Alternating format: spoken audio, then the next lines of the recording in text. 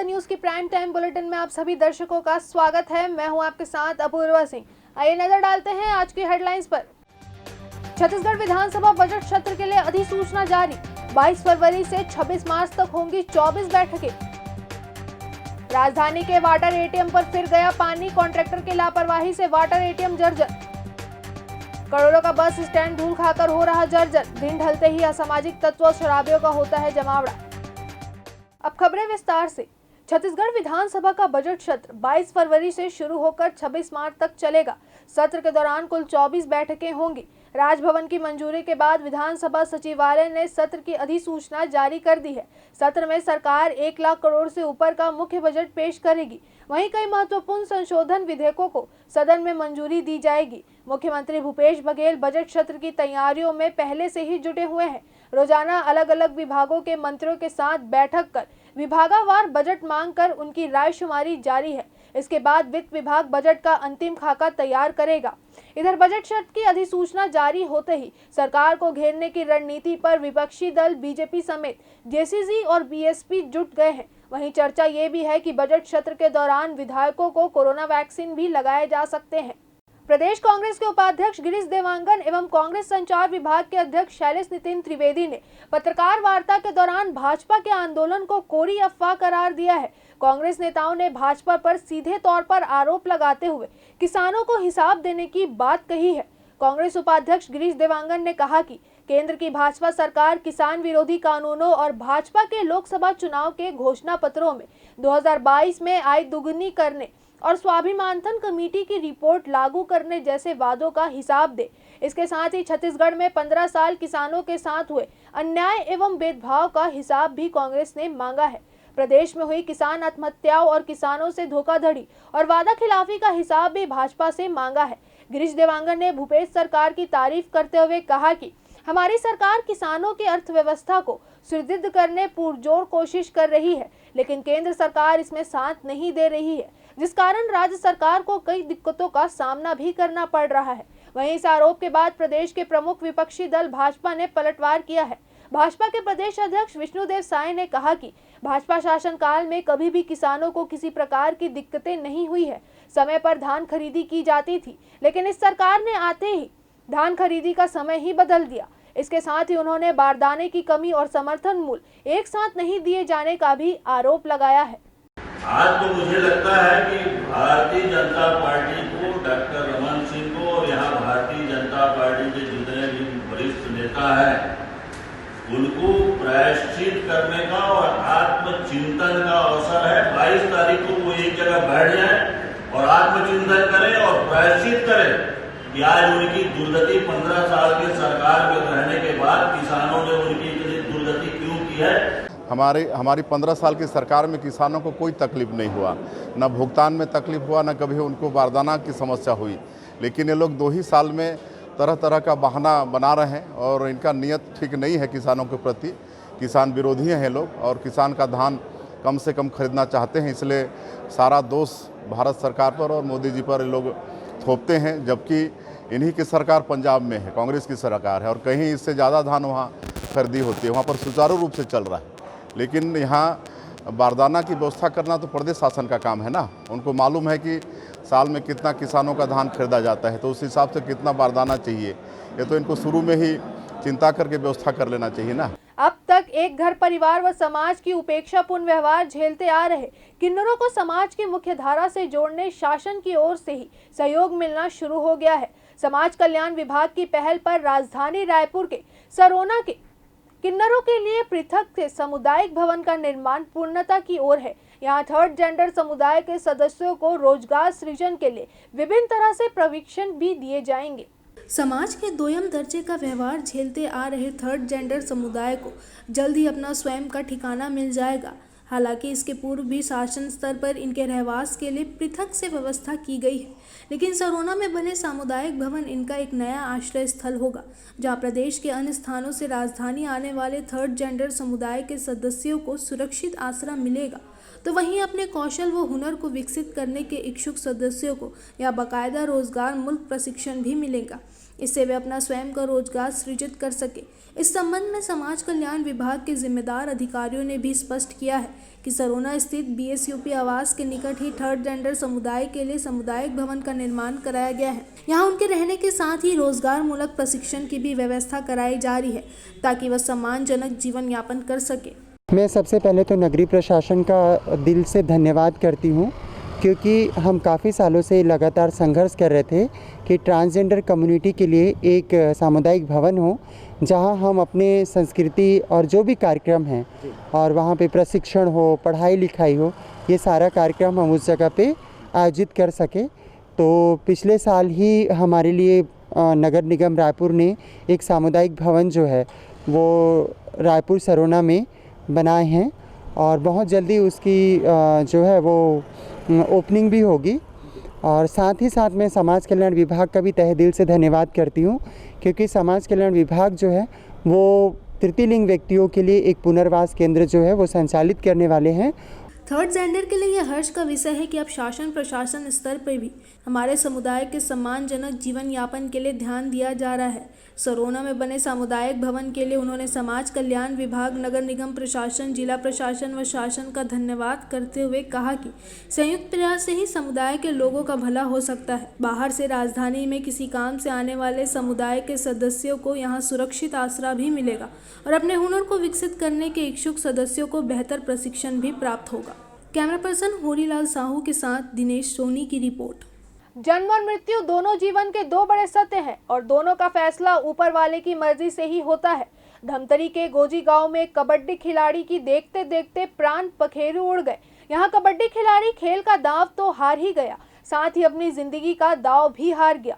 खेलने के लिए जो सांस थामी थी वो हमेशा के लिए थम गई। धमतरी में कबड्डी खेल के दौरान एक खिलाड़ी की मौत हो गई है। मृतक खिलाड़ी का नाम नरेंद्र साहू बताया जा रहा है, जो ग्राम गोजी का रहने वाला था। दरअसल कुरुद थाना क्षेत्र के ग्राम गोजी में 2 दिवसीय कबड्डी प्रतियोगिता का आयोजन किया गया था। दूसरे दिन कोकड़ी और पटेवा के बीच मैच चल रहा था। पहले राउंड में कोकड़ी की टीम ने लीड ले लिया था, जिसके बाद दूसरे राउंड का मैच चल रहा था। कोकड़ी की तरफ से खिलाड़ी नरेंद्र साहू अंतिम रेड के लिए गया, तभी पटेवा के खिलाड़ियों ने उसे पकड़ लिया और इस बीच नरेंद्र अचानक से सिर के बल नीचे गिर गया और उसकी गर्दन लचक गई, जिसके बाद आयोजकों ने आनन फानन में घायल नरेंद्र को कुरुद अस्पताल में भर्ती कराया, जहां डॉक्टर ने नरेंद्र साहू को मृत घोषित कर दिया। घटना को देखने वाले आवाक रह गए। जो कबड्डी देखने आए थे उन्होंने अपनी आंखों से मौत देखी तो सबका दिल पसीज गया। इधर जैसे ही इस घटना की जानकारी मृतक के गांव में फैली तो वहां मातम पसर गया। वहीं परिजनों का इस दुखद खबर के बाद हाल बेहाल है। नंदू का शव कुरुद पुलिस ने पोस्टमार्टम के बाद परिजनों को सौंप दिया। 20/1/2021 की शाम वहाँ खेल के दौरान कबड्डी रेड के दौरान एक खिलाड़ी बेहोश होकर गिरा, जिसे अस्पताल लाए थे कुरुद में, जिसकी रास्ते में मौत हो गई। मर कायम कर जांच में है, पंचनामा आज किया गया है, पोस्टमार्टम कराया गया है और शव का अंतिम संस्कार कराने में वहाँ पर सहयोग किया गया है। और वो मृतक ग्राम कोकोड़ी हमारे क्षेत्र का है, नारी कोकोड़ी का लड़का था, जिसका नाम नरेंद्र साहू, पिता प्रमोद साहू, उम्र 20-21 वर्ष है, प्लेयर था। राजधानी में सुविधाओं के नाम पर जमकर लापरवाही चल रही है। नगर निगम और स्मार्ट सिटी ने लोगों की प्यास बुझाने के लिए करोड़ों रुपए खर्च कर लगभग 3 साल पहले वाटर एटीएम लगवाए, पर शहर के सार्वजनिक स्थानों पर 8 करोड़ रुपए की लागत से लगे वाटर एटीएम बंद पड़े हुए हैं। इनकी हालत भी जर्जर हो गई है। रायपुर नगर निगम और रायपुर स्मार्ट सिटी लिमिटेड ने वाटर एटीएम लगाने के लिए शहर के विभिन्न चौक चौराहों समेत भीड़भाड़ वाली जगहों को चुना और वहां वाटर एटीएम भी लगाया है, पर कुछ महीने बाद ही ये वाटर एटीएम बंद हो गए। गार्डन, सरकारी कार्यालयों और प्रमुख थानों के पास लगे वाटर एटीएम अब जर्जर भी हो गए हैं, जबकि इनकी देखभाल की जिम्मेदारी नगर निगम की है। वाटर एटीएम से पानी तो नहीं निकल रहा है, पर निगम के खजाने से ठेकेदार के खाते में रकम जरूर पहुंच रही है। द न्यूज की टीम पड़ताल करते हुए राजधानी के 2 प्रमुख इलाकों में पहुंची। पहले गोल बाजार, जहां पर देखने मिला कि जय स्तंभ से गोल बाजार की ओर बढ़ने पर पुराने जोन कार्यकाल के पास वाटर एटीएम तो था, पर वाटर एटीएम का बैनर तक फटा मिला। वहां एटीएम भी जर्जर हो गए हैं। गोल बाजार में अपने रोजी रोटी कमाने वाले ठेले वाले ने बताया, ये एटीएम जब शुरू हुआ था तो यहाँ पानी के लिए लाइन लगे रहता था, पर ये काफ़ी दिन से खराब है। पहले यहाँ पे लोग आते थे, पानी पीते थे, ले जाते थे और लोग तो अपना पीते ही थे, लेकिन वो जहाज़ लेकर आते थे, पूरा भर भर के ले जाते थे। इससे बहुत कुछ रहने से ये सुविधा मिली कि लोगों को पानी प्राप्त हो रहा था, एक का सिक्के में अपना पी रहे थे लोग, सस्ते मिल रहा था पानी, यहाँ पानी मिल रहा था लोगों को। यही है कि सबके लिए अवेलेबल है, बढ़िया अच्छा है, और ठंडा पानी रहता था। और जब से ये टंकी को भी हटाया गया था यहाँ से, निगम का जब से पूरा टूटा ना सर, वो पूरा वहाँ से वहाँ तक के पूरा टूटा हुआ है, तो वो क्या है जब से बंद हो गई है। फिर आगे बढ़ते हैं। The news team Motibagh garden के पास पहुंची, जहां पर मशीन तो काफी हद तक ठीक था, पर मशीन चालू नहीं था। स्थानीय निवासी से बात करने में पता चला कि कुछ महीने पहले इसके चालू रहने पर काफी लोगों की भीड़ रहती थी, पर देखरेख के अभाव में ऐसी स्थिति बनी। अब अभी तो गर्मी आने वाला है वाटर एटीएम के कारण से, जिसका सबसे ज़्यादा ज़रूरत है आम जनता को, और ये बंद होने से काफ़ी परेशानी है। गार्डन में भी अभी आगे जाके लोग आने वाले हैं, तो वाटर एटीएम अगर समय रहते जितना जल्दी हो सके प्रशासन से निवेदन है चालू हो जाए तो लोगों को सुविधाएं होंगी। अभी तो बहुत तकलीफ का सामना करना पड़ रहा है। अब ये जानना जरूरी हो गया था कि अधिकारियों का क्या कहना है। जब वाटर एटीएम के संबंध में सवाल पूछा गया तो GM-BR अग्रवाल वाटर एटीएम बंद होने आरोप कॉन्ट्रैक्टर के सर मरते हुए कहा कि 60 सालों तक एटीएम की देखरेख की जवाबदारी कॉन्ट्रैक्टर की है। पिछले 3 सालों में स्मार्ट सिटी और नगर निगम रायपुर से 40 वाटर एटीएम लगे हैं, जहाँ पे लोगों को आवागमन ज़्यादा है, शुद्ध पानी चाहिए, वहाँ पे जगह देख देख के वाटर एटीएम लगाए गए हैं। और इनको 7 साल तक मेंटेनेंस और संचालन करने की जवाबदारी कॉन्ट्रैक्टर की है, और अगर संचालन संधारण में दिक्कत करता है तो उसके पैसे भी कटते हैं, जो उसको सालाना पेमेंट करना होता है।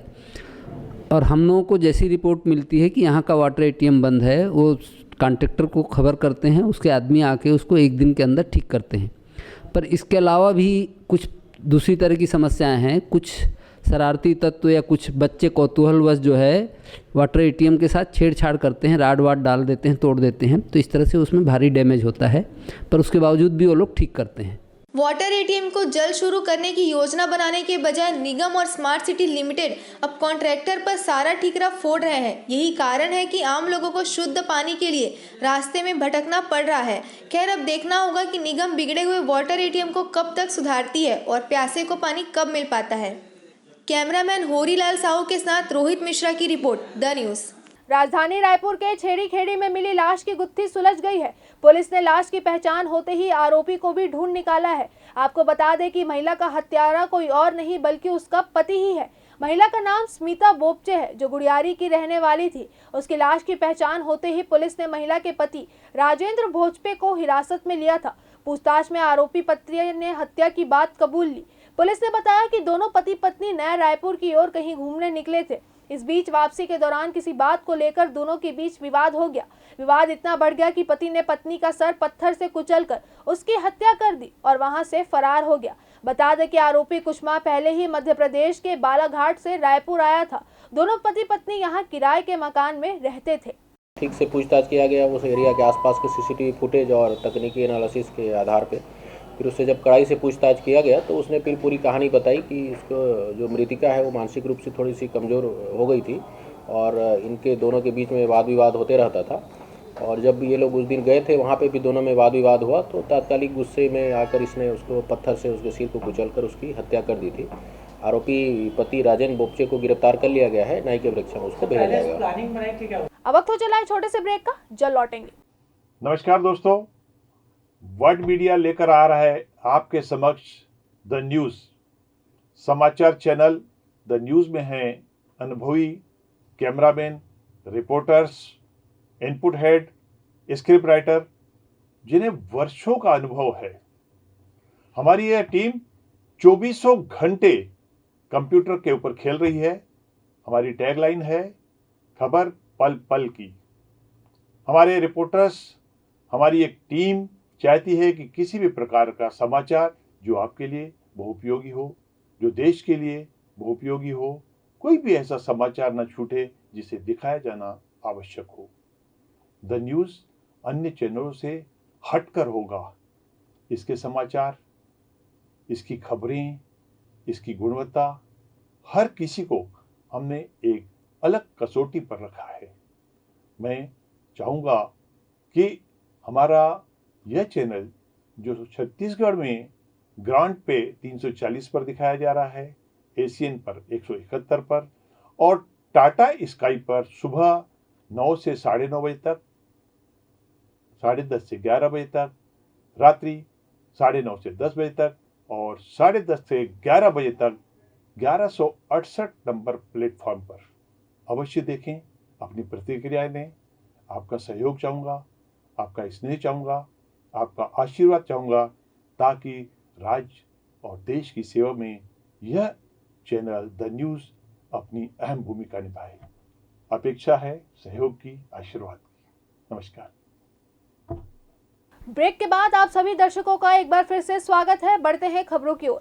राजधानी के पंडरी बस स्टैंड में यातायात के बढ़ते दबाव और राजधानी के अनुरूप एक सुव्यवस्थित बस स्टैंड की कल्पना पूर्ववर्ती सरकार ने की थी। इसे विडंबना ही कहा जाए कि सर्व सुविधा युक्त बस स्टैंड तो बनकर तैयार है, लेकिन लोकार्पण नहीं होने से ये धूल खाकर जर्जर हो रहा है। आलम यह है कि दिन ढलते ही यहाँ असामाजिक तत्वों व शराबियों का जमावड़ा हो जाता है। अब लोकार्पण के लिए मुख्यमंत्री के समय का इंतजार किया जा रहा है। करोड़ों की लागत से बनकर तैयार अंतर्राज्यीय बस स्टैंड दूधाधारी मंदिर प्रबंधन और जिला प्रशासन के खींचतान की भेंट चढ़ता नजर आ रहा है। कुछ शर्तों के आधार पर मंदिर ट्रस्ट ने कई एकड़ की भूमि बस स्टैंड निर्माण के लिए उपलब्ध कराई थी, लेकिन इनमें से केवल एक शर्त ही पूरी हो पाई है। लिहाजा मंदिर प्रबंधन भी वादे के तहत शर्तें पूरी कराने पर अड़ गया है। वहीं दूसरी ओर जिला प्रशासन के जिम्मेदारों का कहना है कि अन्य शर्तों को भी पूरा किया जाएगा। नए बस स्टैंड का हाल ये है कि वहां असामाजिक तत्वों द्वारा शराब सेवन तो किया ही जाता है, साथ ही अनैतिक रीति की पुष्टि भी हुई है। हम ये इसलिए कह रहे हैं क्योंकि यहाँ आपत्तिजनक वस्तुएं भी मिली है। इधर भाटा गांव सहित आसपास के इलाकों के लोगों की राय भी बस स्टैंड को लेकर अलग अलग है। कुछ लोगों का कहना है कि बस स्टैंड जल्द से जल्द शुरू होना चाहिए, तो वहीं कुछ लोगों की राय है कि बस स्टैंड की जगह इस भवन का अन्य जनहित के कार्यों में उपयोग होना चाहिए। रहवासियों की मंशा है कि बस स्टैंड शुरू होने से यहाँ बाहरी लोगों के साथ ही असामाजिक तत्वों की आवाजाही बढ़ जाएगी। इससे आसपास का वातावरण खराब होगा और आपराधिक घटनाएं बढ़ सकती है। लिहाजा बस स्टैंड शुरू नहीं होना चाहिए। वहीं कुछ लोगों का कहना है कि बस स्टैंड शुरू होने से आसपास के लोगों को रोजगार के नव अवसर प्राप्त होंगे। इस खींचतान के बीच बस स्टैंड का जहां लोकार्पण लटका हुआ है, तो वहीं अब उचित देखरेख के अभाव में बस स्टैंड जर्जर और टूट फूट का शिकार हो रहा है। इस संबंध में महापौर का स्पष्ट कहना है कि बस स्टैंड के लोकार्पण में कहीं कोई दिक्कत नहीं है। मुख्यमंत्री से समय मिलते ही इसका लोकार्पण करने की तैयारी है। बस स्टैंड जब जनता के पैसा से इतना लागत से बने हुए हैं, तो बस स्टैंड तो चालू होना ही चाहिए। और बस स्टैंड चालू होने से ये आसपास के जो नागरिक है ओकर मन लेना एक आय के स्रोत, आय के साधन बन जाई। बस स्टैंड बन गए, लेकिन चालू होना बहुत ज़रूरी है। अब यहाँ तो ऐसा है भैया, क्या बोले, यहाँ तो सब शुरू से मीडियम परिवार से हैं, सब रोज़ कमाना रोज़ खाना है। पर यहाँ बस स्टैंड के बजाय मान के चलिए अगर यहाँ कॉलेज या अगर हॉस्पिटल हो जाता तो ज़्यादा अच्छा, क्योंकि सभी तरफ से वो सेंटर में पड़ता है। और यहाँ बीच बस्ती से बस स्टैंड होकर के निकालेंगे तो क्या मतलब, यहाँ तो कई घर भी उजड़ जाएगा। अभी हालांकि बस स्टैंड बनकर तैयार हो गया है, मगर अभी लोकार्पण नहीं हुआ है। बस स्टैंड चालू नहीं होना चाहिए। का बार यहाँ का माहौल बहुत ज़्यादा गंदा हुई, गुंडा मावाली चोर उचक्का सब यहाँ पनप ही। एक स्थिति बस स्टैंड नहीं बनना चाहिए।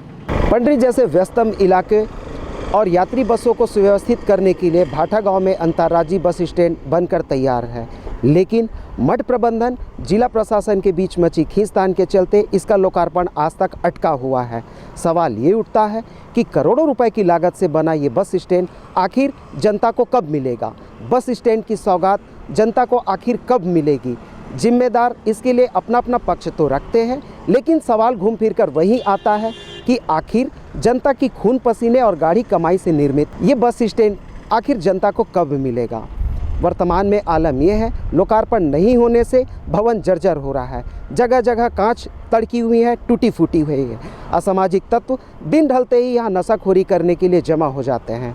कहने के लिए चौकीदार तो यहाँ है, लेकिन इसके बाद भी यहाँ का हालत क्या है ये हम देख चुके हैं। शहर की जनता भी ये देख चुकी है। शहर की जनता को बेसब्री से बस स्टैंड की सौगात चाहिए, लेकिन आसपास के जो रहवासी हैं उनका भी अलग अलग मत है। बहुत सारे लोगों का कहना यह है कि बस स्टैंड शुरू होना चाहिए, वहीं अधिकांश लोगों का कहना है कि बस स्टैंड शुरू होने से आसपास का वातावरण दूषित होगा, खराब होगा। कैमरामैन होरी साहू के साथ दिनेश सोनी, रायपुर, द न्यूज़। राजधानी रायपुर में धड़ल्ले से मध्य प्रदेश की शराब खपाई जारी है। आबकारी विभाग ने बड़ी कार्रवाई करते हुए 120 पेटी गोवा ब्रांड की शराब के साथ 4 ड्रम भरकर 860 लीटर नकली अंग्रेजी शराब जब्त किए हैं। इसके साथ ही 3 आरोपियों को भी गिरफ्तार किया है। बताया जा रहा है कि जब्त शराब की कीमत करीब 18 लाख रुपए है। आबकारी विभाग ने सबसे पहले रायपुर निवासी अभिवास सिंह की कार से बिलासपुर रोड में सांकरा के पास पकड़ा। कार से 50 पेटी शराब बरामद की गई। पूछताछ में आरोपी ने अपने 2 साथी अनिल कुमार वर्मा और कुलेश्वर वैष्णव का पता बताया, जिसके बाद दोनों आरोपियों को पुलिस ने बेमेतरा से गिरफ्तार किया। उनके पास से 50 और 20 पेटी शराब जब्त किए हैं। मामले में पुलिस आगे की कार्यवाही में जुट गई है। राजधानी रायपुर स्थित रेलवे स्टेशन के प्लेटफॉर्म पर अचानक आरपीएफ की बम रोधी दस्ता व जवानों को एक्शन मोड में देखकर रेल यात्री सकेत में पड़ गए। आपको बता दें कि प्लेटफॉर्म नंबर 1 के बिलासपुर छोर पर बम प्लांट होने की बात सुनकर यात्रियों में हड़कंप मच गया, जिसके बाद मौके पर पहुंचे आरपीएफ जवानों ने यात्रियों को स्टेशन में किसी प्रकार के बम की न होने की बात पर विश्वास दिलाया, जिसके बाद यात्रियों ने राहत की सांस ली। आरपीएफ अधिकारियों ने यात्रियों को बताया कि वह 26 जनवरी को लेकर स्टेशन की सुरक्षा के मद्देनजर मॉक ड्रिल यानी सुरक्षा अभ्यास कर रहे थे, ताकि गणतंत्र दिवस पर स्टेशन में आपातकालीन स्थिति से निपटा जा सके और यात्रियों व स्टेशन की सुरक्षा आरपीएफ जवान मुस्तैदी से कर सके। आरपीएफ टीम ने करीब 1 घंटे तक प्लेटफॉर्म नंबर 1 पर मॉक ड्रिल किया।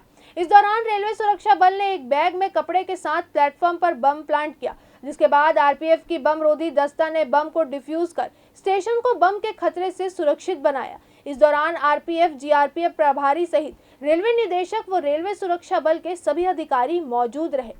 छत्तीसगढ़ के सभी जिले से आए सफाई कर्मचारी अपनी 2 सूत्रीय मांगों को लेकर अनिश्चितकालीन धरना प्रदर्शन पर बैठे हैं। छत्तीसगढ़ असंकाली स्कूल सफाई कर्मचारी कल्याण संघ छत्तीसगढ़ के 29 जिलों में कई वर्षों से कार्यरत है, जो स्कूल सफाई, कक्षाओं की सफाई, पेयजल की व्यवस्था, पालक रजिस्टर में हस्ताक्षर कराना, मध्याह्न भोजन की व्यवस्था, इन सभी कार्यों को करते हैं। इनके एवज में इनको वर्तमान में मात्र 2000 रुपए मासिक प्रदान किया जाता है, जो कि परिवार का भरण पोषण करने के लिए काफी कम है। संघ का कहना है कि सन 2011 में लगातार शासन को अपनी मांगों से वे अवगत कराते रहे, पर शासन के मंत्री और मुख्यमंत्री ने उन्हें सिर्फ आश्वासन ही दिया। लेकिन पिछले चुनाव में कांग्रेस ने उन्हें यह भरोसा दिलाया था कि जैसे ही कांग्रेस की सरकार प्रदेश में बनेगी, उनकी मांगों को पूर्ण किया जाएगा। लेकिन 2 वर्ष बीत जाने पर ना तो अभी तक उनकी मांगों को पूरा किया गया है और ना ही कोई आश्वासन दिया जा रहा है, जिससे दुखी होकर यह सफाई कर्मचारी बीजापुर से रायपुर पैदल यात्रा करते हुए रायपुर में मुख्यमंत्री निवास का घेराव करने निकले हैं। एक सूत्रीय मांगे हैं सर, अंशकालीन को पूर्णकालीन कलेक्टर दर करना। सर आज नहीं, कितने साल हो गए सर हम लोग संघर्ष करते आ रहे हैं, लेकिन आज पर्यंत तक सरकार हमारी मांगों के बारे में कोई संज्ञान नहीं ले रही है सर। जबकि देख लीजिए कांग्रेस की सरकार हमारी मांगों को उन्होंने अपने घोषणा पत्र में भी शामिल किया था और उन्होंने आश्वस्त भी किया था कि जैसे उनकी सरकार बनती है सर, वो हमको तत्काल 10 दिन के अंदर में हमारी मांगों को पूर्ण कर देंगे। और उन्होंने ये भी कहा था कि सर्वप्रथम हम आप जैसे छोटे कर्मचारियों का मांग 10 दिन के अंदर पूरा करेंगे। इससे पहले कई बार हम मुख्यमंत्री, शिक्षा मंत्री, पूर्व के सरकार को भी सभी को बार बार अवगत करा चुके हैं, लेकिन हमारी बातों पर कभी संज्ञान नहीं लिया। अभी तक के केवल चुनाव पूर्व घोषणा पत्र बना, उसमें उनके जो प्रमुख थे टी.एस. सिंहदेव जी, उन्होंने हमको रिटर्न में लिखित में दिया कि जैसी हमारी सरकार बनती हम 10 दिनों के भीतर आपको नियमितीकरण करेंगे। लेकिन बार बार मुलाकात करने पर हमें सार्थक जो है जवाब अभी तक नहीं मिल रहा है। भारत के क्रांतिकारी और स्वतंत्रता संग्राम सेनानी शहीद हेमू कालाणी की आज 78वीं पुण्यतिथि है।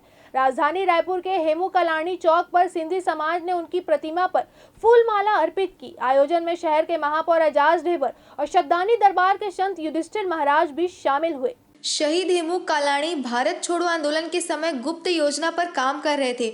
उन्हें अपने साथियों का नाम पता नहीं बताने पर आज ही के दिन 1983 में महज 19 साल की उम्र में ही फांसी दे दी गई थी।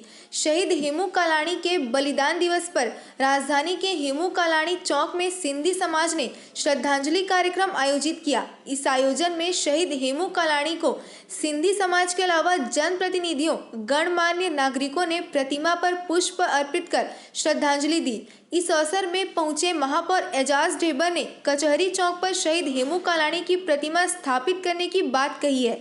इसके साथ ही सिंधी समाज की मांग पर राजा तालाब के सौंदर्यीकरण के साथ भगवान झूलेलाल की प्रतिमा स्थापित करने का भी उन्होंने आश्वासन दिया है। जिन्होंने अपने प्राण के निछावर किए बहुत कम उम्र में, बाल अवस्था में ही समझ जाओ 19 साल की उम्र में अगर कोई अपना प्राण की आहुति देता है तो मेरे ख्याल से देश का इससे बड़ा कोई गौरव नहीं हो सकता। ऐसे आज हम लोग हेमू कल्याणी जी को याद करने के लिए आज यहाँ पर हम लोग, आज उनकी शहादत दिवस है।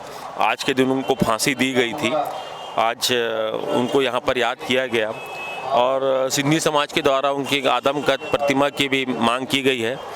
वह भी पूरी की जाएगी, बहुत जल्दी वह भी पूरी की जाएगी। और मुझे ऐसा लगता है कि जिस तरीके से इन्होंने देश के लिए अपना योगदान दिया, जिस तरीके से उन्होंने देश के लिए अपनी प्राण की आहुति दी, वह भी हम कितनी भी बड़ी उनकी प्रतिमा बना ले तो भी कम है, जिस तरीके से उन्होंने अपना देश का अपना बलिदान दिया है। शहीद हेमू कालाणी का देश की आज़ादी में अहम भूमिका रही है, इसलिए देश में प्रमुख रूप से सिंधी समाज के द्वारा आज के दिन हेमू कालाणी की पुण्यतिथि को शहादत दिवस के रूप में मनाया जाता है। शदानी दरबार के संत युधिष्ठिर लाल जी महाराज ने आज के दिन को शहीदी दिवस के रूप में नहीं बल्कि उत्सव के रूप में मनाने की बात कही है। हेमू कालाणी जी का आज 78वां शहीदी उत्सव है। यह दिवस नहीं, यह उत्सव है जिसमें रायपुर के समस्त मुखीगण, हर नगर कॉलोनी के संस्था के अध्यक्ष यहाँ पर पहुँच के उन्हें श्रद्धांजलि दे रहे हैं, उनके महान कार्यों को स्मृति में ला रहे हैं, उनसे प्रेरणा ले रहे हैं और सदैव राष्ट्र भक्ति को सर्वोपरि मानते हुए भारत माता की सेवा, यहाँ के इंसान जात की सेवा की हम लोग यहाँ पर आज चर्चा किए हैं और उसी पथ पर चलने का संकल्प लिए हैं। विश्व सिंधी संगठन के राष्ट्रीय उपाध्यक्ष अमित जीवन ने सिंधी समाज पर गर्व करते हुए कहा कि सिंधी समाज सिर्फ एक व्यापारी समाज नहीं है, हमारे समाज के लोगों का देश की आज़ादी में भी बड़ा योगदान रहा है। उनमें से सिंधी समाज के 4 स्तंभों में एक शहीद हेमू कालाणी भी है। 21 जनवरी को शहीद हेमू कालाणी का जो है शहीदी दिवस है। मुझे गर्व है कि मैं उस समाज से आता हूँ जिसके प्रमुख हमारे हेमू कालाणी जी रहे। सिंधी समाज के अगर 4 स्तंभ माने जाते हैं, भगवान झूलेलाल, उसके बाद जो है दाहिर सेन जिन्होंने सिंध की सीमाओं की रक्षा की और हिंदुस्तान को आक्रमण से बचाया। तीसरे थे संत कंवरराम जी जिन्होंने हिंदू मुस्लिम एकता के लिए अपनी बलिदानी दी और चौथे जो हैं शहीद हेमू कालाणी जिन्होंने देश की कुर्बानी पर अपनी जान दी। मैं समझता हूँ कि छोटे परिवार की जगह ये मैसेज देना चाहता हूँ कि परिवार ऐसा हो, कम से कम घर में एक हेमू कालाणी हो तो एक श्रवण कुमार भी हो जो कि माता पिता की अपेक्षाओं को पूरा करे। आज के दिन ये कहना चाहता हूँ कि आप राष्ट्र के प्रति समर्पित रहिए। मैं खास करके हर समाज से और सिंधी समाज से भी कहना चाहता हूँ कि राष्ट्र के प्रति समर्पित रहिए। आपके पास अगर एक शहीद है सेना में भेजने के लिए तो आपका सम्मान सुरक्षित रहेगा, आपका स्वाभिमान सुरक्षित रहेगा और आपकी देश की सीमाएं सुरक्षित रहेगी। जय हिंद, जय भारत, जय हेमू कालाणी। हेमू कालाणी समिति करीब 40 से 42 सालों से राजधानी के हेमू कालाणी चौक पर लगातार कार्यक्रम का आयोजन करती आ रही है। इसकी जानकारी देते हुए संगठन के संयोजक ने कहा कि हेमू कालाणी ने छोटी सी उम्र में देश के लिए अपना बलिदान दे दिया। वह अंग्रेजों से लोहा लेने में कभी पीछे नहीं रहे। आज हम हेमू कालाणी की 78वीं बलिदान दिवस के अवसर पर उपस्थित हुए हैं, उनको अपने श्रद्धासुमन और श्रद्धांजलि अर्पित करने के लिए उपस्थित हुए हैं। मैं एक ही संदेश दूंगा कि हेमू कालाणी जो अल्प आयु में, कम समय में, छोटी सी उम्र में, मात्र 19 वर्ष की उम्र में जो देश के प्रति जज्बा दिखाया और अंग्रेजों की सेना से लड़ा और उन्होंने हम इस आज़ादी में अपना कंधे से कंधा में साथ दिया और नेताजी सुभाष चंद्र बोस की स्वराज सेना के वो प्रमुख साथी रहे। तो मैं एक ही संदेश यहाँ को देना चाहूँगा कि हेमू कालाणी के इस अनुकरणीय कदम को, इस अनुकरणीय पहल को अपने जीवन में उतारें, जिससे देश के हित में आपका भी सार्थकता सिद्ध हो। और मैं इस अवसर पर एक चीज़ कहूँगा, धन्य है वो माताएं जो अब ऐसे वीरों को जन्म देती हैं और धन्य है ऐसे वीर जो देश पर शहीद होते हैं। धन्यवाद। जय हिंद, जय भारत, जय छत्तीसगढ़। बता दें, जब हेमू कालाणी युवा थे तब उन्होंने अपने साथियों के साथ विदेशी वस्तुओं का बहिष्कार किया और लोगों के स्वदेशी वस्तुओं का उपयोग करने का आग्रह किया था। सन 1942 में जब महात्मा गांधी ने भारत छोड़ो आंदोलन चलाया तो हेमू कालाणी इसमें कूद पड़े। आज उनकी पुण्यतिथि पर पूरा देश उन्हें याद कर रहा है। कैमरामैन सूर्यकांत गौतम के साथ रोहित मिश्रा की रिपोर्ट, द न्यूज़। छत्तीसगढ़ में दक्षिण से नमी युक्त गर्मी हवा आने के कारण न्यूनतम तापमान में बढ़ोतरी होने लगी थी।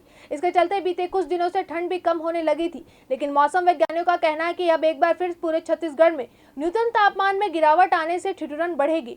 शुक्रवार 22 जनवरी तक न्यूनतम तापमान में 4 डिग्री सेल्सियस की गिरावट होने और इसके प्रभाव से ठंड भी बढ़ने की संभावना मौसम विभाग ने जताई है। ठिठुरन के साथ ही कुछ क्षेत्रों में घना कोहरा भी छा सकता है। लोगों को इसके लिए सतर्कता बरतनी चाहिए। मौसम वैज्ञानिकों का कहना है कि आकाश साफ रहने और मौसम शुष्क रहने की संभावना है। मौसम वैज्ञानिक एचपी चंद्रा का कहना है कि गुरुवार से मध्य क्षेत्र ठंडी और शुष्क हवाओं से प्रभावित होने के कारण न्यूनतम तापमान में गिरावट आएगी। राजधानी रायपुर का न्यूनतम तापमान 19.2 डिग्री सेल्सियस रहा। इसके साथ ही सबसे कम न्यूनतम तापमान में पेंड्रा का 14.0 डिग्री सेल्सियस दर्ज किया गया। वहीं राजनांदगांव में 19.7 डिग्री सेल्सियस न्यूनतम तापमान दर्ज किया गया। चलते चलते एक नजर और डालते हैं आज की हेडलाइंस पर। छत्तीसगढ़ विधानसभा बजट सत्र के लिए अधिसूचना जारी। 22 फरवरी से 26 मार्च तक होंगी 24 बैठकें। राजधानी के वाटर एटीएम पर फिर गया पानी, कॉन्ट्रैक्टर की लापरवाही से वाटर एटीएम जर्जर। करोड़ों का बस स्टैंड धूल खाकर हो रहा जर्जर। दिन ढलते ही असामाजिक तत्व और शराबियों का होता है जमावड़ा। प्राइम टाइम बुलेटिन में आज के लिए बस इतना ही। अब मैं अपूर्वा सिंह आपसे लूंगी इजाजत। आगे के अपडेट्स के लिए बने रहिए हमारे चैनल के साथ द न्यूज।